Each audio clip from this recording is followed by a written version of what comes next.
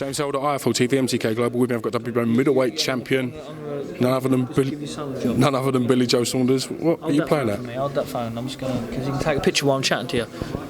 Yeah? There you go. Does it feel good to still be the proud owner of that WBO strap, Bill? No, because I knew I was already. Watch the pose. I'm going to show you the pose. Take a step back. Take a step back. Get a chair. Get a chair. You've got to stand on the chair. This is how you're going to pose. Is this the champ pose? Yeah, stand on the chair. Take the chair back a little bit. Just a little bit. Yeah, that's it. That's the one. That's the one. Perfect. We're just there. That's the one.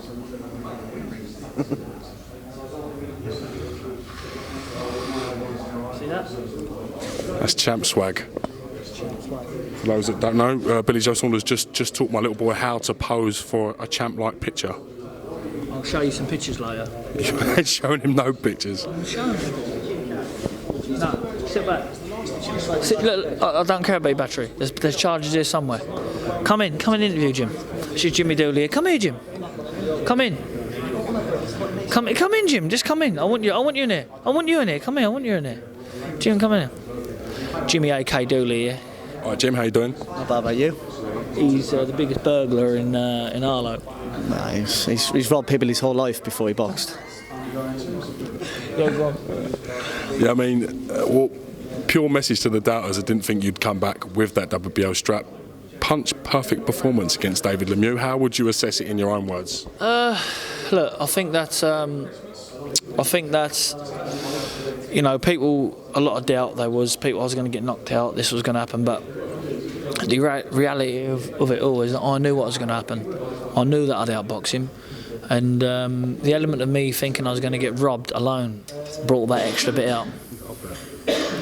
As I mentioned, near-on punch-perfect performance. You've shown that you've got great footwork. Was that the plan, to keep Lemieux at that arm's-length pace and keep shuffling back as he came forward? Yeah, just switching the angles, making him. Every time I make him miss, I just want to take a little chunk away from him. Made him miss pop. And you know, when you're in the ring, sometimes they look little jabs, but there wasn't. There was little digs. You know, when you ram the knuckle him, every single one.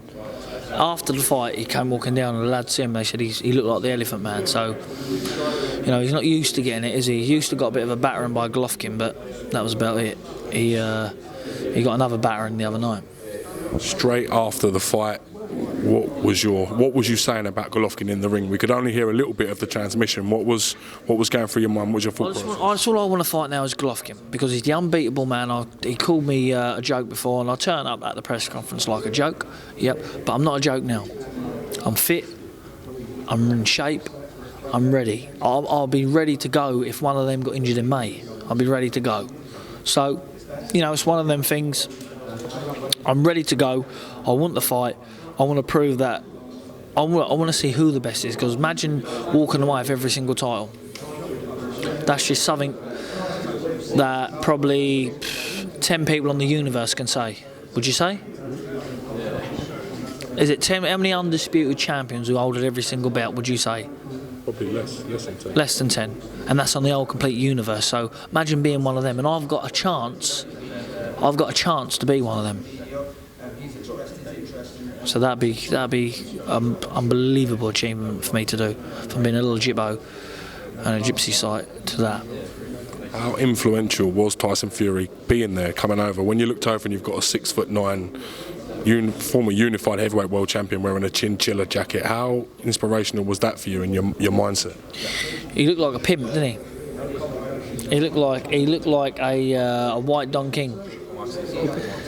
No, listen, Tyson's a good man. He's good stuff. He's very good because he says little things. You know, he went, if this fella David thinks he could punch your cunt in, he said, he'd perform like a world champion. Get in there and put it on him straight away and stuff like that. He's very, very good at it. He's been through all this. He's been at the top level. He's been a mate of mine for years and years. And just seeing him there and having his presence around is very warm and comforting, especially around being in another country. But in the end, I felt like I was in England in the end. David Lemieux, straight after the fight, made some comments that his hand was sore, that you ran around all night in the ring, you didn't hold your feet. What was your reaction to Lemieux's comments after the fight? Oh, David Lemieux. David Lemieux. Do you know what? Look, he's gonna say what he said. He just got outclassed. He didn't know what hit him. He wasn't expecting that. He didn't think I was as good as that. He wasn't expecting nowhere near that. He was looking at it on a performance, what pleased his own head in Scotland. Well, yeah, he probably would have walked me down the ring and stopped me 1 or 2 on that performance, but there's horses for courses, and this course I've put myself on was a lot different than that one previously. What went through your mind when you made him miss and then done the salute to the crowd? What was the whole logic and thinking behind that? It just happened. It was that moment. Not like we were in bed. You know what I mean? You're in bed with that woman and it just happens, that magic moment. It was just that perfect time, that romantic moment to do it. And I thought, do you know what? I'm going to have a look in the crowd here. Matter of fact, somebody caught me eye in the crowd, to be honest. What a salt in the crowd. I could see the, as she was sitting down, I sort of had a little glimpse. And I could see that she had her legs open. I could see the whole complete platter. Strange man. Would you say that was your finest hour in boxing when you put it in comparison to everything you've done through the amateurs, through your professional career, winning the British title before you moved on? Would you say that's your finest achievement so far? No, winning the British title outright was the best for me, my best moment. Because when you're world champion, I knew that in my own head there was a chance, you could get, but I knew I was going to win. It wasn't a surprise I was going to win. It wasn't, I beat David Lemieux. Woo, I knew I could beat him. Do you know what I mean? So winning the British title out was very good. If you had a choice to fight either Canelo or Golovkin in May, who would be your priority? Who do you think would be the initial fight? I want to fight Golovkin because no one ain't beat him, and people knows like I'm very competitive. And if I was to box him, I would bring everything out. If it meant me relying on my last heartbeat to get a win, I would do it. Might not be good enough, who knows? But I believe what I got inside, if I can bring it out, what I have inside, it will be good enough to beat him. Immediately after the fight, no doubt other middleweight contenders are calling you out. We've got the likes of Danny Jacobs wanting to get in the mix. What's your response to Danny Jacobs? No problem, I'll fight Danny Jacobs, no problem whatsoever. Get in contact with Frank Warren, we'll get it on. Why do I want to go to New York? I'm the champion, you've got nothing, you've had a great loss to Golovkin. That's what you're known for, is a good loss. You've been through a lot in your life, I respect you as a man. You know, any man who gets in the ring I do respect, especially him. But for one, let's not go to no 2,000 seats arena. Or pick the phone up, no problem, give me a few golden nuggets, and Frank Warren will get it on. Me and you'll get it on. I'll be delighted to fight you in April. So get your team to contact Frank Warren and we'll get it on. In the press conference today, you mentioned Caleb Truax. He obviously beat James Scales, captured that IBF world title on BoxNation. Potential one-off fight going up in weight. Is that a realistic possibility for yourself? If I could get a special dispensation through WBO and Frank Warren, then 100,000,000% I'll fight him in April, wherever I fight. I'd love to fight him. Then I'll come back down for my title. I love it, if that can happen. You've been around Tyson Fury, no doubt, more than anyone. Do you think the big man will return to the force he was in the heavyweight division? The return of the Mac. Yeah, he's going to come. He's going to come. He's under new training. I've worked with Ben. Ben brings a lot of technical side out on somebody. I personally reckon that he's going to be more hungrier. See, with Tyson, he's tapped in the head, the same as me. In his own head now, it's not for money he's coming back. He's coming back for pride. He's coming back to prove he is. And it wouldn't be surprising me if he beats him and go, I told you all, now see you later. But he's coming back for one person, and one person only, which is, we don't need to mention his name, Anthony Joshua. Unbelievable talent. Got a lot of time for him. Done absolute wonders for British boxing. Done wonderful, because everybody now knows he's the face of boxing. Boxing's on a up. He benefits everyone, and that fight with him in Tyson will only benefit everyone again, including their bank accounts. If they fight, say May time 2018, who wins in your opinion, and by what method? Imagine this, what I'm going to do, I'm going to put a pound on both of them to hit each other at the same time in the first round and knock each other out. Imagine if that happened. Gee, what odds would you get? Is that how you want to think it would end, or what's your real prediction? Listen, what will happen is that Joshua is extremely fit, he's extremely strong, extremely can box. When people was talking all that rubbish about when he was, oh, the referee stopped it because he was going to get knocked out, that's only haters. Never was he going to get knocked out. He was never going to get knocked out. We had him under control. Fella was in trouble. Referee thought, I don't want to see him unconscious, let's stop it. He has done a perfect job so far, but when Tyson Fury comes, it's a different storm. It's a different, complete whirlwind. You don't know what's going to happen out the ring.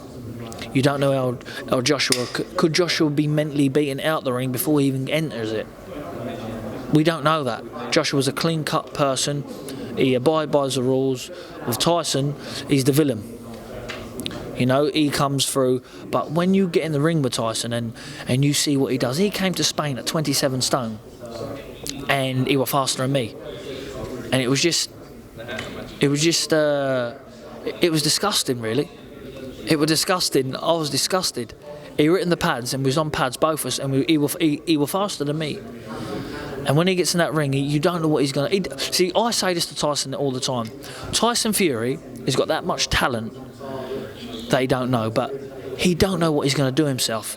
He's got that world-class talent. Have you ever seen a journeyman that don't know what they're doing, but they give everyone a hard fight? He's sort of that, but an opposite. He's a superstar like that. Don't know what he's going to do.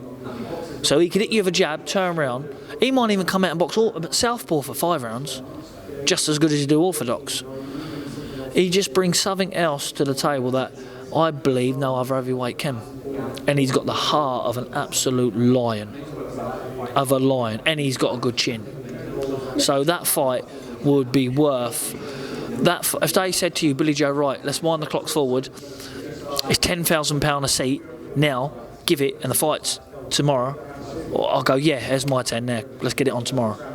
I love it. I can't wait till they fight. And they will fight. What a fight. I don't care what's happening. I don't care what's going on in the world. If I'm fighting the next day, I'm there. As well as being a big star in Canada now, one of the stars of the trip was your young boy Stevie. We saw his post-fight interview, and was you worried at any point when he was doing his post-fight interview on the TV that he could have unleashed a bullshot on someone?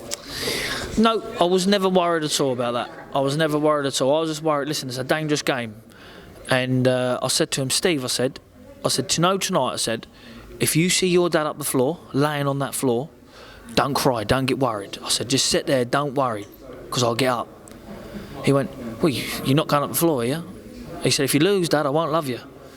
I said, no, not at all. I said, I'm not going to lose. I said, but if I do go up the floor, don't panic and don't cry. Because obviously he's a big puncher, anything can happen. I knew if I get hit and went over, I knew I was getting up, but I thought it was a chance. Every chance in the world, weighed it all up. So I just put him straight there. I said, and make sure, I said, you're not crying, because there's a lot of cameras about and they catch you if you're crying. So make sure that you're not crying. Do you think having Stevie there added 10% to you, the fact that you wouldn't be willing to maybe lay down in front of him? Oh, do you know what, James? I wouldn't lay down for the Queen, all the jewels in the world. Never lay down. And if I got hit, I know I'll get up. I know I've got the chin and got the heart to get up, because I'm clever enough and smart enough to know how to get through it. But just being away a long time, he just brought that little bit of life back in camp there for me. Because everyone gets a dip in camp. You think, oh, I wish this was over. I want to go home now. Get this fight out of the way and go home. But when he came, he was, he just being him. I felt like home, So him being there, it was good. But also, with any of my kids, any of my sons, any one of them, any single one of them, whenever my children's watching, I just couldn't let a man beat me. He'll have to be a serious man to beat me in front of my kids. What we're going to do now is we're going to let you do your alternative Christmas Day speech. So we appreciate that. So give us a couple of minutes of your rundown, what you're going to do on your Christmas Day and your alternative speech for the people. Alternative speech? What are we on about the alternative speech here? It's your Christmas Day speech. So how we wish you a Merry Christmas. We wish you a Merry Christmas. We wish you a Merry Christmas and a Happy New Year. There you go. So that's the rundown of that. My Christmas Day, my Christmas involves around maybe a pub. Not drinking, because I'm not fancying drinking. Willie Monroe fight, didn't drink. Not really fancying that. I'm fancying to see who's going to cook some good food. I want all the trimmings. Give us your gypsy crab dinner, what you're going to eat. Well, the caravan normally this time of year is very cold in the morning. And because it's Christmas, sometimes the gas bottle place, colour gas, is shut because obviously it's Christmas. And if that happens when you're in a caravan, you're fucked. Because there is no Christmas dinner, and worst of all, you can't even get out of the bed where it's that cold. You're stuck to the side of the caravan. So make sure if you are spending in a caravan, you've got plenty of gas. Then I'm going to get up, I'm going to have a bit of food, I'm going to sit back, chill. I like to watch the snowman. Do you know the Flying through the air? The flying through the air one, yeah. I like to watch the snowman. And I'll get a little bit sad then because I'm thinking, shit, Christmas is over. But then Boxing Day's there. Then all my mates are about, you know? So then we're probably in the pub having a little game of cards, game of pool, a little gamble, maybe a casino, maybe some prostitutes. You don't know what that is, son. You don't know what that is yet. I can't say too much, James. You know what I do because the kids here, you know. But what I normally do is over 18. You know what I mean? Which is all good. But you're going to be in shape. You're going to stay in shape over Christmas. Look at the body. Look at the shape of him. Look. As Brendan would say, look at the shape of him. I'm going to be in shape. I'm going to be in shape. Do you know what? I'm going to start my running up. I'm going to start my running up Monday. I'm going for a run Monday. Saunders, we wish you the best of time over Christmas. Thank you very much for giving us some moments this year as well, and we'll see you in 2018. Cheers.